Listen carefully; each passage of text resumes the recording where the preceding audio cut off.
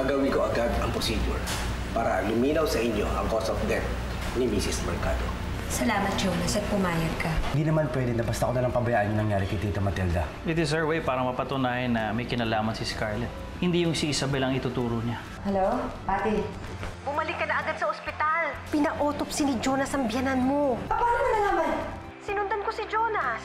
Ang kasama niya ngayon, sina Isabel at Benedict. Bakit mo pina-autopsy ang mama na hindi ka nagsasabi sa akin? Autopsy lang naman. Anong problema sa autopsy? Bakit? May tinatago ka ba? Asphyxiation ang ikinabatay ni Mrs. Mercado. Pwedeng resulta yun ng pagkahulog niya sa kama. So ano? Satisfied kayo? Alam ko naman ako pinupuntirin niyo dyan sa autopsy na yan eh. Kilalang kilala kita, Scarlett. Ako nga kaibigan mo nun, tas nagawa mo. Hindi kita kaibigan. Dahil wala akong kaibigan traitor. Kaya huwag ka na magtataka kung ikaw pinagbibintang ako sa nangyari sa kanya. Kung sa bagay, ang mga sinungaling nga pala hindi umaamin.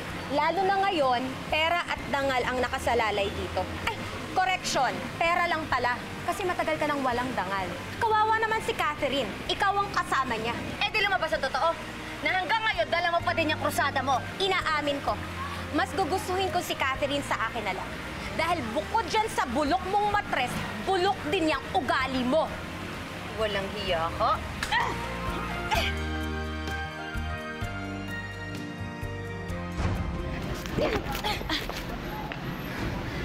Wala ka talagang utang na loob.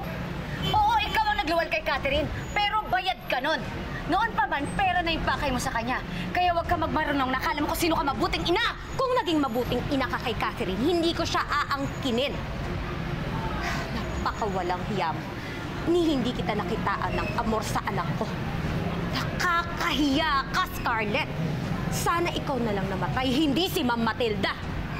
Talaga? Eh kung ikaw unahin kong patayin, ha? Kung ikaw unahin kong patayin, ha? Ha? Sige. Iyo ko, papatayin kita. Ay, ikaw uunahin ko.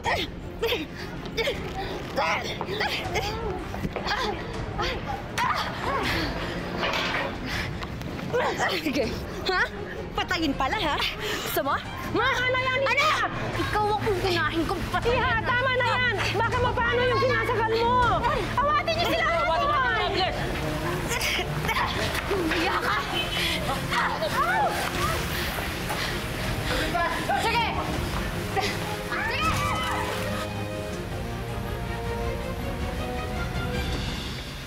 Tita, please, mag-CR lang po ako. Siguraduhin mo na sa CR ang punta mo at hindi sa mami mo, ha? Opo, sure po. Oh, andun ang CR. Sige, punta ka na.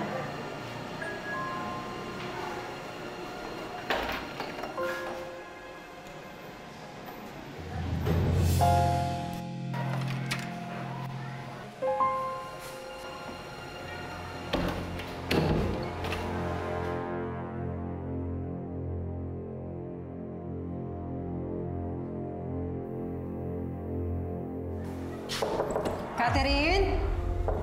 Catherine, bilisan mo dyan. Walang hiya ka talaga, hayop ka!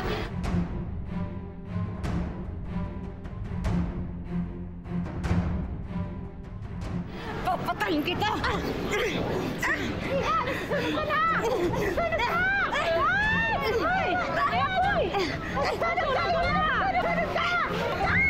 Walang hiya ka! Papatayin!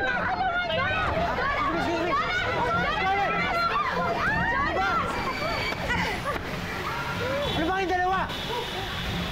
Walang iya ka talaga? Balak mo pa akong patayin? Balak mo akong sunugin? Dapat matagal ka ng pinulot sa impyerno! Walang hiya ka. Impyerno pala, ha? Scarlett! Impyerno? Ha? Ha? Scarlett! Walang hiya ka. Scarlett! Hiya ko talaga. Scarlett, ano ba? Ginawa pa nga, patayin mo ako, hayop ka! Tama na! Ayaw mo sasaktan si nanay. Kaya alam! Scarlett, ano ba? Dito! Catherine, ayos ka lang ba? Nasaktan ka ba? Okay lang po ako. Wala po yun. Sigurado ka? Walang hiya ka. Lumayas ka dito! Ginugulo mo lang kami! Hindi. Hindi ako aalis dito. Dahil ikaw yung pinakahuling taong makakapagpalaya sa akin dito. Isabel, utang na loob! Respeto naman sa burol ni Mama! Lumayas ka dito! Tama na!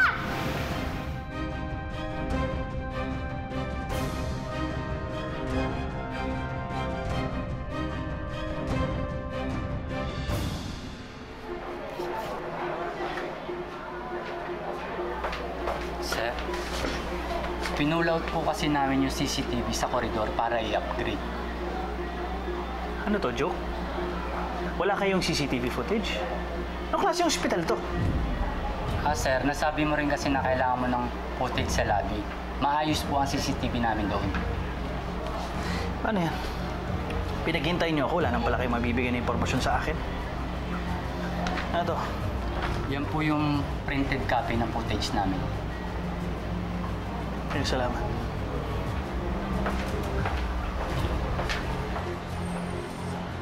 Lalaki pa lang. Nag-page kay Isabel sa labi.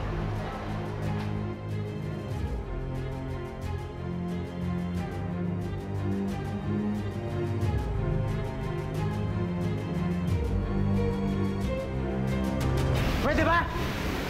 Tumigil na nga kayong dalawa! Catherine, halika na. No, Tito Jonas. Salitain mo naman ako, oh.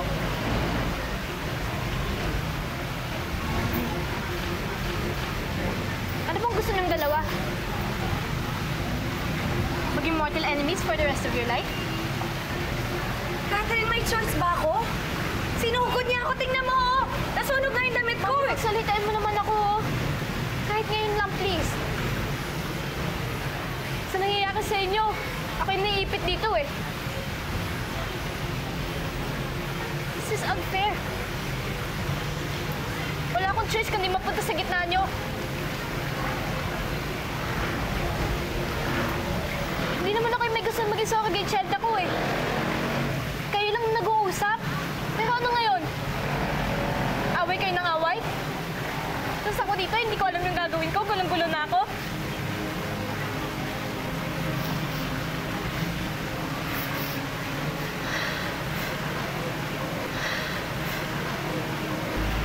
Tapos ini-expect niyo pa na may kakampihan ako sa inyo. Hindi ba oras naman na para malaman niyo naman yung katayuan ko? Anak, iniintindi ka naman namin, eh. Mas lalo na ako. Pinugulo lang tayo ng babaeng yan. Please lang naman, please.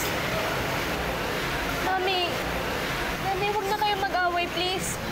Iparamdam niyo naman sa akin na mahal niyo ako, parang anak niyo ako. Please lang, magbati na kayo.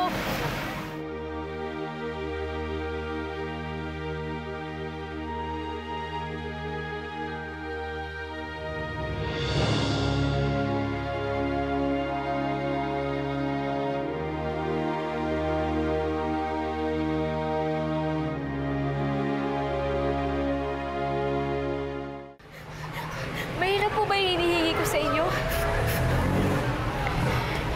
Hindi po ba mas mahirap kung lagi na lang po kayo nag-aaway? Catherine, hindi ganun kadali. Sobra na kasi yan, eh. Bakit ba kasi ayaw mo pang umalis? Gusto mo ipakaladkad pa kita? Utang na loob, umalis ka na, Isabel. Ginugulo mo lang kami dito.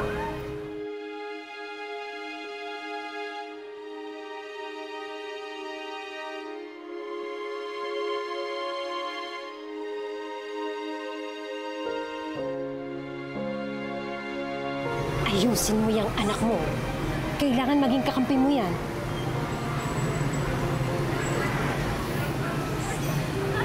Catherine, ilang beses na ako nagtitimpi kasi na hindi patulan si Isabel, eh. Pero sobra na kasi siya. Katulad na lang kanina, pinangalandakan niya na ako daw ang pumatay kay Mama. Sa tingin mo ba magagawa ko yun? Catherine, mahal na mahal ko si Mama. Nakita mo naman kung paano ko siya asikasuhin, di ba? Bakit ka po ba laging pinagbibintangan ni Nanay? Hindi ko alam. Siguro, talagang malaking-malaki lang yung galit niya sa akin. Hindi ko alam. Pero, hindi naman po totoo yun, di ba, Mami? Anak, hindi. Ni sa panaginip, hindi ko maiisip gawin yun. Mahal na mahal ko si Mama. Hindi ko magagawang patayin siya. Hayaan niyo po. Kakausapin ko po si Nanay para hindi ka na po niya pagbintangan.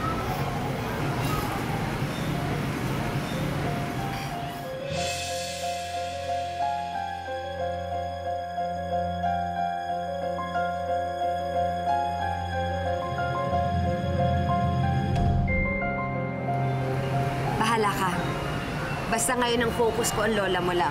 Kailangan maiayos ko ang lahat. Para kung nasan man siya ngayon, naging masaya naman siya.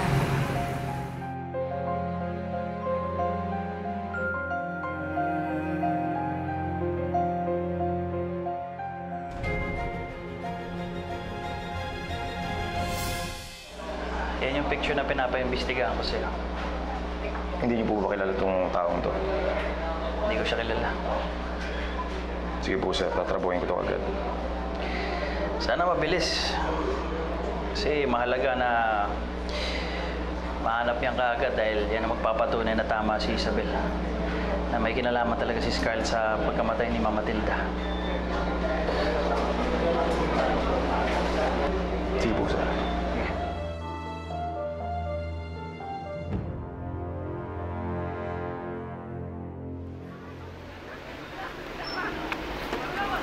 Nanay! Sige na, Isabel. Iwan ko muna kayong dalawa.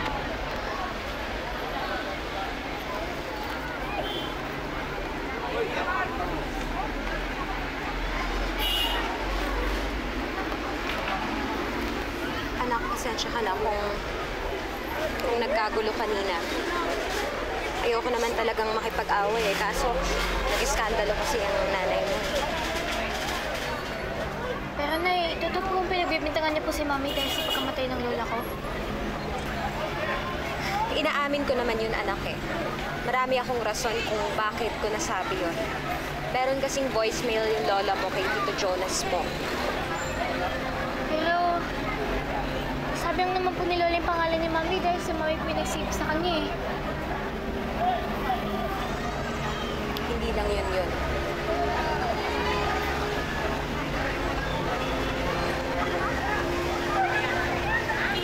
Pag-usapin mo muna yung dalawa. Ang makaalam dito, Jonas.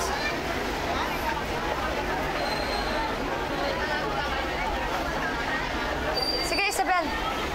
Siraan mo pa ako sa anak ko. Hindi na kita kailangan siraan pa sa anak ko. Yung pananakit mo kay Catherine, sapat na yun para sumama ang loob niya sa'yo. Nagsiselos lang naman po si Mami kaya niya po kang nasaktan nun eh. Sabi ko na po yun sa'yo, di ba?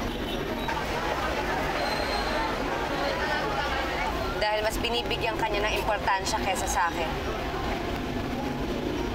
Kaya ko po kayong ina. Kaya sana magkabati na po kayo oh. Kung meron man pong magandang mangyayari sa pagkamatay ni Lola, edi yung po hindi na po kayo mag-aaway kahit kailan. Paano, Isabel? Magbati na tayo. Nakakaya naman sa anak natin.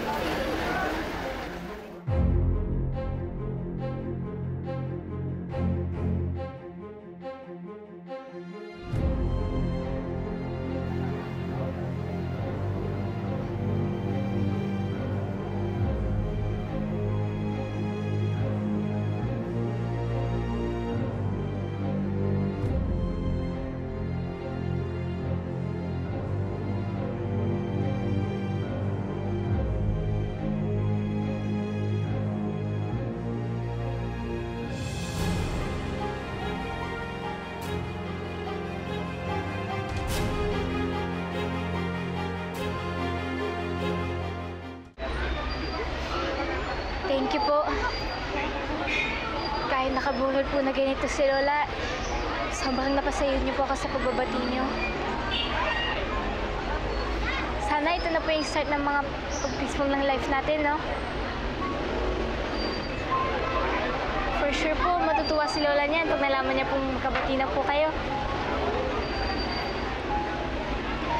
Dati pa naman kami magkaibigan ni Isabel. Kaya lang, kaya na lang natin yun. Ang mahalaga, nagkabati na tayo. Nanay, maraming salamat ha. Sobrang laking bagay nito para sa akin. Basta promise mo po ha, hindi na kayo mag-aaway ni Mami. Oo, anak. Pangako ko yan. Mami, maraming salamat din po. Hindi niyo po alam kung gaano niyo po ako napasaya kahit wala na po si Lola. Oo naman, anak.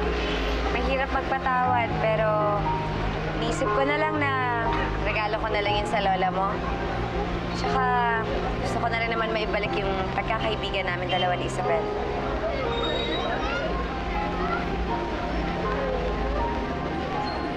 O sige, aalis na ako, ha?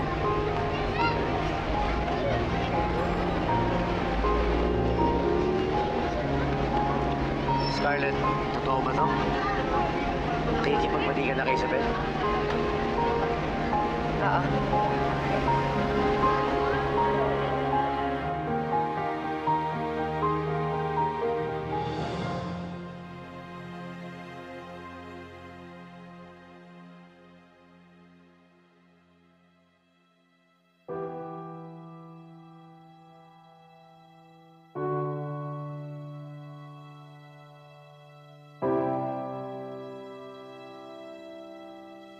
Ma'am, dito na po ba talaga kami titira ng anak ko?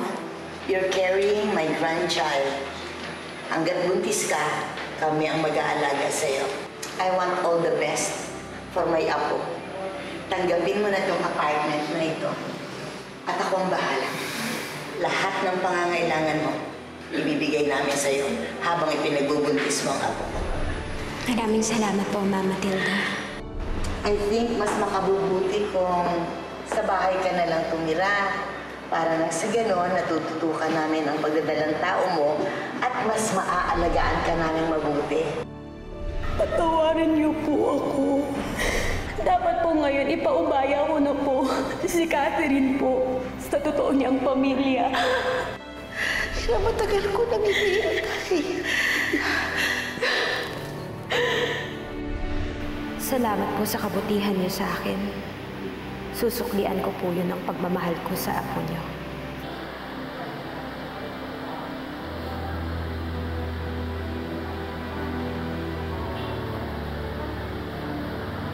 Catherine Jonas. Mauna na ako. Catherine, hindi ka pa ba magpapahinga? Dito na po ako matutulog. O siya, sige. Kumain ka maayos, ha? Bukas babalikan kita dito. Salamat, Isabel, sa pakikiramay mo sa amin. Sige. Ingat po kayo, Nay.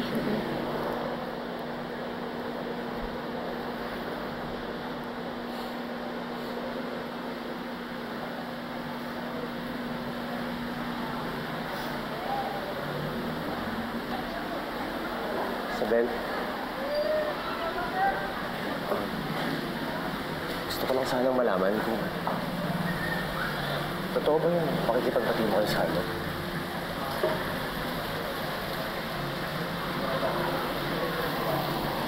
Paano na yung paniniwala mo na si Scarlett may papatay sa'yo noon? At ngayon naman, si Tita Matilda, talaga ba makikipag-ayos ka na sa kanya? Kahit na ako nagulat eh. Pasensya na sa tanong. Ang sa akin lang naman, papaano kung makita natin yung CCTV at merong kinalaman si Scarlett sa pagkakamatay ni Tita Matilda? You have a good point, Jonas. But I'm taking it one at a time. Kapag nalaman ko lang na si Scarlett talagang may kasalanan, aatras ako. Pero sa ngayon, malinaw sa akin na nakikipagbati ako sa kanya para sa kapakanan ng anak ko.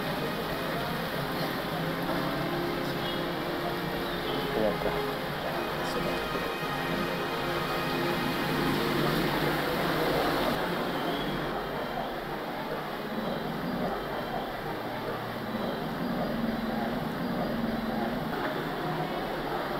Tingnan mo. Paniwalang-paniwala talaga yung gagang yun na nagkaayos na kami.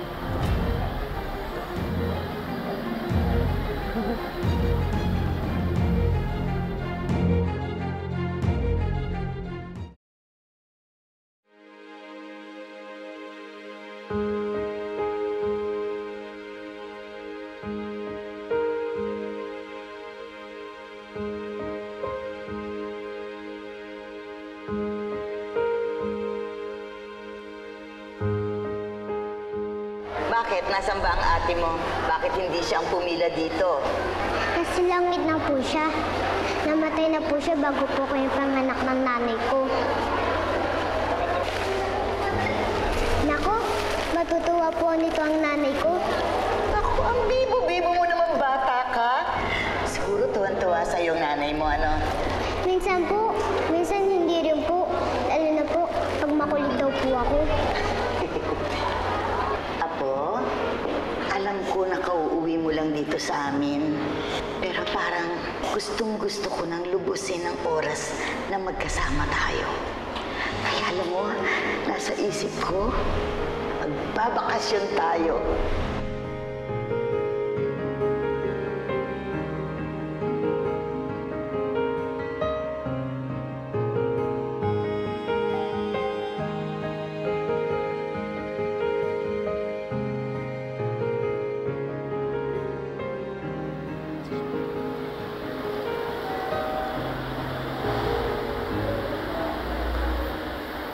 Catherine, hindi ka ba muna magpapahinga? Kanina ka pa nagbabantay dyan sa lola mo. Okay na po. Palusa ko na rin din po sa sarili ko. Dahil hindi ko po siya nabantay na sa ospital. Catherine, hindi mo naman kailangan gawin yun eh.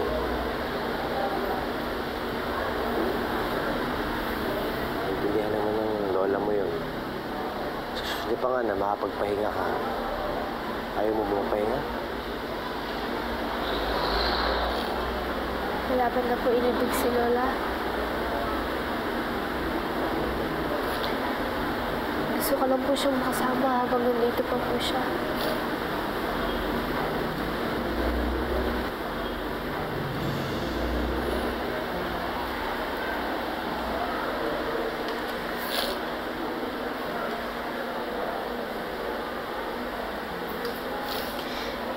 Mamimiss ko po si Lola.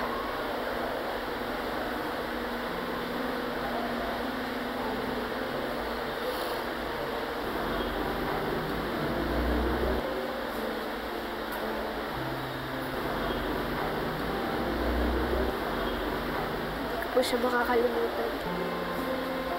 Kaya, hayaan niyo na lang po ako dito. Gusto ko po siyang makasama habang nandito pa po siya.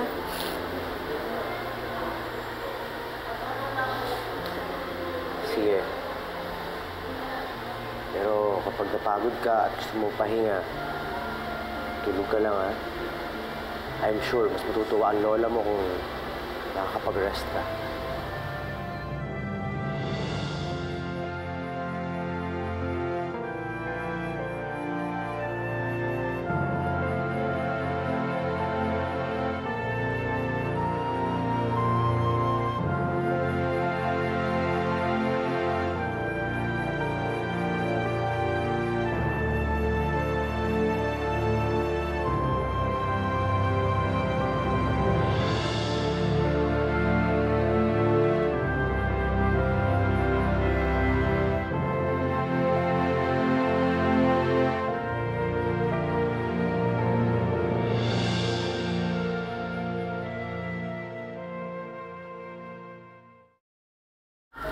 Ibang klase ka talaga, Insan.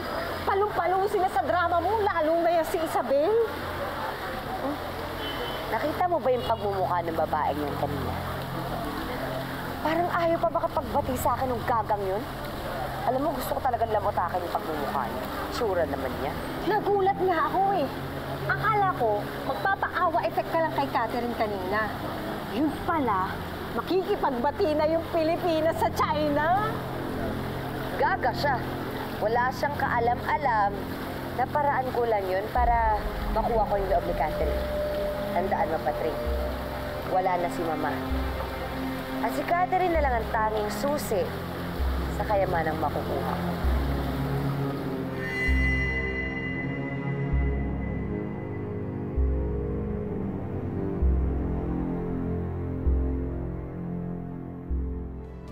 Nakuha ko yung CCTV pictures dun sa lalaki nag-page sa'yo.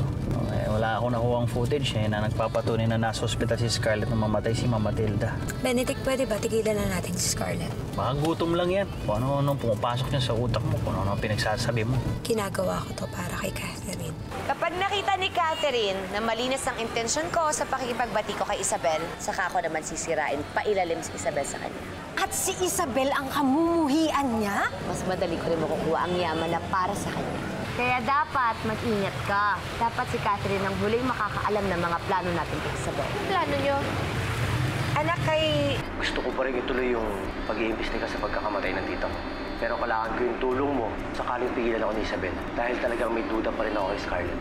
I can handle Isabel. Ang problema, yung ex mo. Dapat kasi hindi mo na hiniwalayan yan eh. Para kahit pa paano, meron kang inside information na makuha sa kanya.